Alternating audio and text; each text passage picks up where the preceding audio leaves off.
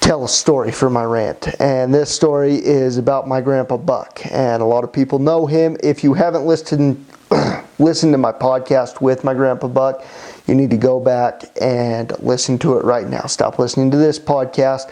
Go back, listen to the podcast with my grandpa Buck. And just give you a quick overview of what he's done, at least in the business world.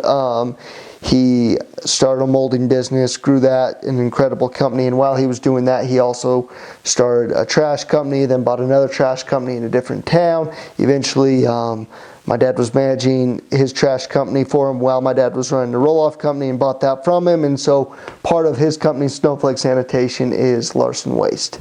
And anyway, just an amazing man. He's an amazing grandfather. He's taught me so much about business life. Has built an amazing family. Can't say enough about him. Like I said, if you don't know who he is, go back to my podcast with him.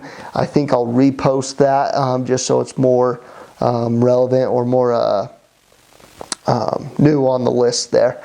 Anyway, here's the story. So I think I was probably 8 or 9 years old, and he and I were driving back from Utah. It's about a 12-hour drive, and my grandpa, instead of when he was driving, you know, a lot of people stop, get sunflower seeds or chips or things like that, and for whatever reason, I don't know if he does this all the time, but at that time he wanted to go get a Big Fry and a Coke from McDonald's because he wanted to be snacking on that as he drove back home. And this sounds so silly, but I look back now and I'm like, holy cow, what an impactful thing.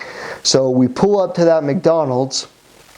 We're in the drive-thru, we're in his car, and he's like, hey, yeah, I want a large fry and I want a large Coke, but tell me, are your fries fresh? And the drive-thru guy's like, yeah, our fries are always fresh. You know, we've always got fresh fries at McDonald's. He's like, no, that's not true. I don't really believe you. Go ahead and put in a fresh batch for me. I want them hot and fresh for me. And I was like, dang, like Grandpa gets what he wants. And then he drives up and we're waiting there for a while. The guy's like, hey, we just put those in. It'll be about 5 minutes. My grandpa's like, sweet, that works. Want them hot and fresh. So, you know, pays for them. About 5 minutes later, gets his fresh fries, and we're on our merry way. And at the time, I was like, oh, cool. Like, he got fresh fries. Like, I guess that was cool. And I was actually talking about that story with one of my managers today, and looking back now, it's incredible how he moves about the world in a way that he's creating what he wants. I think so many times I can look back in my life where it's as simple as a drive-through. I just take what's ever given to me. And the worst part about it is when it's not exactly what I want, instead of doing something about it or having done something about it beforehand, been really clear about what I wanted, I just complain about it. And so, like, all you guys, look at in your life where you do that, and you'll be amazed at how much you just complain instead of just creating what you want.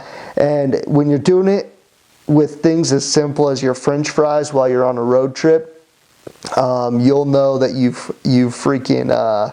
you're doing that in your life and things that really matter. So, yeah, that was my quick story to share.